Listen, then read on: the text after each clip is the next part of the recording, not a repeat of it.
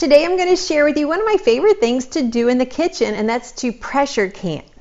I love having my pantry full of vegetables and fruits and even meat already canned. I don't have to worry about the power going off because it's there. It's going to last years.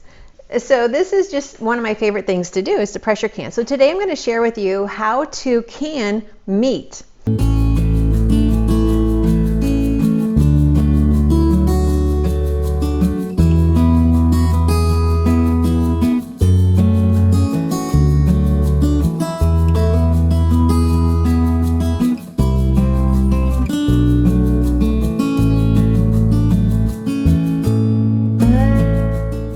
I know many people, their husbands or their family members go deer hunting and they come back with the meat, and usually we pay a processor, but then it goes in the freezer. Well, when the power goes out, you could lose your meat.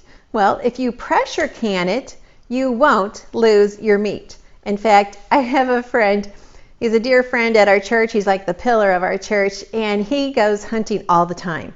Well, he has canned deer meat back from many years ago. I can't wait to share a picture of that with you. So in order to can meat, you're going to need certain supplies. And if you're not familiar with canning, the first thing you need to do is buy the Ball Blue Book. And I'll put a link to this down below. You can grab this on Amazon and different websites.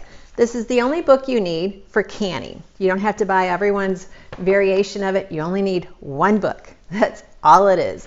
And that's perfect. So that's the first thing you need. It's going to tell you everything you need to know about whatever food you want to process, how to do it, how long to process it, and how to keep it safe. Just one book, that's all you need. And if you find them in a garage sale, they don't have to be an updated version because canning is canning. Well, let me introduce myself. I'm Annette Reeder, the Biblical Nutritionist, and if you've just stumbled upon this channel, then I say, hey, welcome, glad to have you. I teach healthy living so I can serve you God's recipe for excellent health. Between grocery shopping discoveries and just understanding how God designed your body, and even playing in my kitchen. And I do consider this playing. So what I have here is, you'll see I have some meat already cut up. And I've got two bowls, and I'll show those to you as well. So I've taken this meat, and it's just raw meat, and some of it I've cut up into cubes and just made a bowl of cubes here. And then this bowl I'm actually making ground meat. So this is a meat grinder. It's attached to my Bosch mixer, and I love it. I was kind of intimidated by this whole process at one time, but then I realized, okay, I can do this. And well, first of all, let me just back up and share a story. A friend of mine who has done this for years, she asked me, why aren't you canning meat? And I said, well, that just sounds disgusting. Well, she brought over a jar of canned deer meat. And again, it looked disgusting. So I said, I don't think so. She says, just try it, just taste it, and you'll be amazed. Well, it looks disgusting, but I opened it up, I used it for dinner, and the meat was fork tender. And deer meat usually isn't fork tender, so I was thinking, okay, I might have to check into this. The flavor was really good. And then I knew, okay, I'm going to have to learn how to pressure can meat, because I hate it when my freezer goes out or we get freezer burn on the meat because we didn't seal it well. And so this way I don't have to worry about it. So it may not look as pretty as my preserves in the pantry, but I know it's going to taste good. So once I tried it, I knew I had to learn how to do it, and I've been hooked ever since. But if you're like me and you're like, oh, Annette, that looks disgusting, I can't do that, I agree with you, but it's fun once you get going. So I have my meat grinder attached to my Bosch mixer, and you may think, well, that doesn't look like the Bosch because it's standing on its side. This Bosch mixer has so many attachments that make this fun. So then I just need to, if I'm making the ground meat, which I do the most, then I'm just going to put it down into the feed, and I'm going to turn my mixer on. And I just had to feed it through. And it's okay if you have some fatty pieces, because fat adds flavor, and it also keeps it from not being too dry. Sometimes we try to cut out all of the fat in our meat, and then our dishes just don't have much flavor. It's just too dry. Yeah, it's no good. So it's okay to have some of the fat in there. So you can see I've cut this up. Just pause that for a second. Now some of the pieces may be too big. I may have cut them up a little bit too big. So I'm just going to go ahead and just make them a little bit smaller. so that they can fit through the channel into the grinder.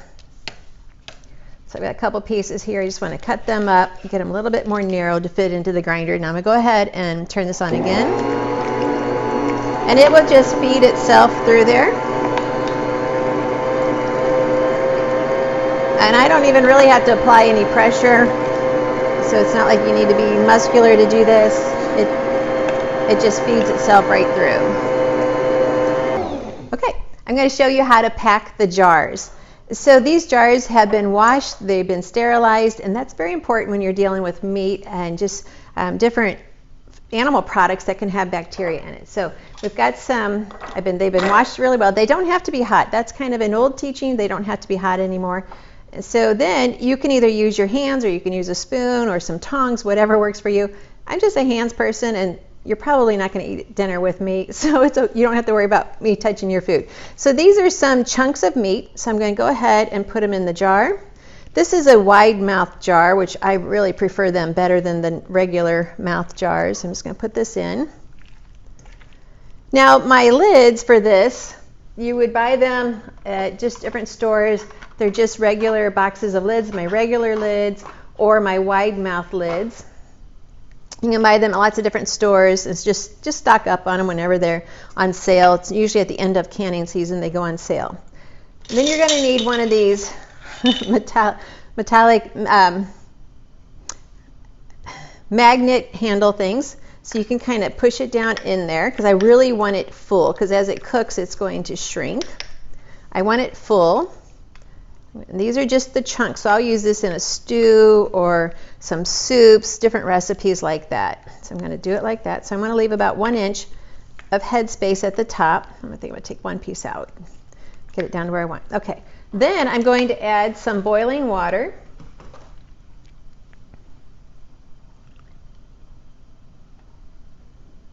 And let that kind of get down into those.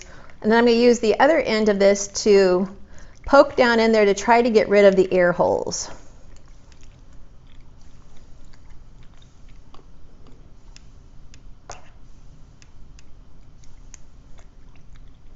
I don't want any air bubbles in there.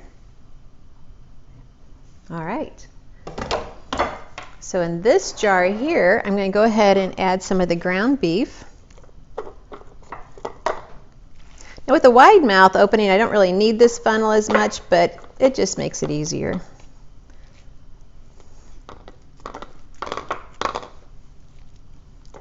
So once again, I want to really pack it down in there. I want to fill it up. And I forgot to bring out here in front of you is some salt. I want to put some salt on top of the meat, and that helps with the flavor too when it cooks. All right, so now let's go back to the hot water. We have filled this jar. Let that get down into there so there's no air holes. You can kind of see bubbles coming up as I do this.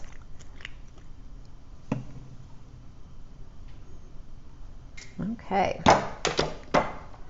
All right, so we have some ground beef and we have some ground venison, I should say, and we have some cubed venison.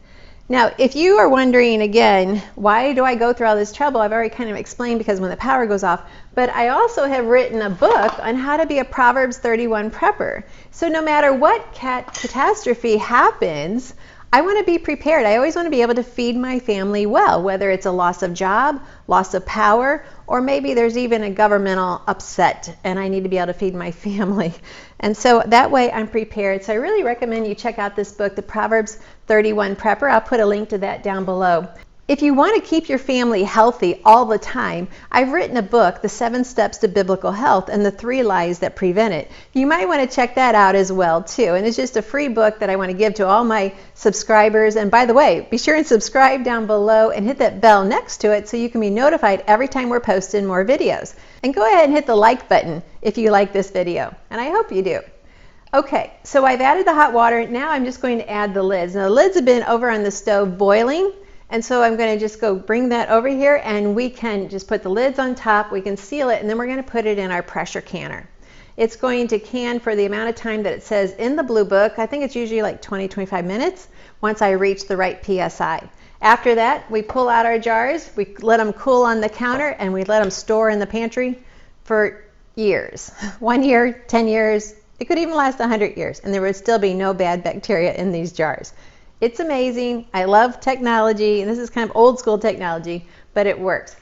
So let me go get the lids, and we'll take the next step. Okay, so I'm going to use this tool again. This is just a great tool, so I'm just going to, so I have two wide mouths, so I'm going to pull out my wide mouth lids, and they're very hot because they've been boiling. And also, you're going to want to make sure the rim of your jar is clean. Usually when I use my funnel, I don't get anything on the rim because the sealing is very important. This is what keeps bacteria from growing. Okay, so then we're just going to seal it up with our rims. We will put these in the canner, let it pressure can for the time that it states in the book. And here's the cool thing. You may not realize this, but the meat comes out 100% cooked. Yes, and here's what I want to share with you. So I have here some spaghetti sauce that I made, and then I have some pressure canned deer meat, and I have a box of spaghetti. I can take this meat that's already been cooked, and by putting it in, the pint jars, this is equal to 1 pound of cooked meat.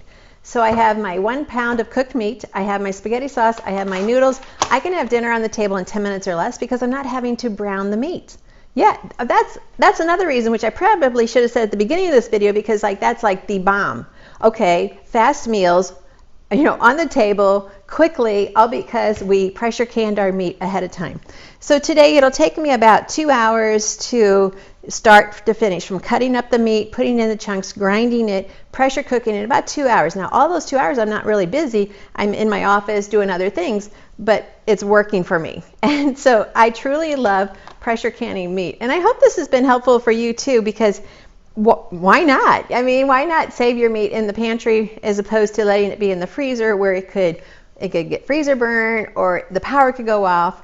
So anyway, we're going to have a great dinner tonight of spaghetti, and except for the noodles, which I'm not really into making noodles, but everything else I control. The more I control the food for my family, the more I control our health.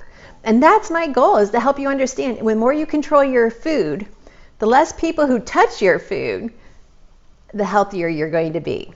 I'm Annette Reeder, the Biblical Nutritionist. Be sure and give us a thumbs up if you like this, and leave some comments down below. How can I help you either be a prepper like I am, or feed your family well, or just truly understand how much God loves you?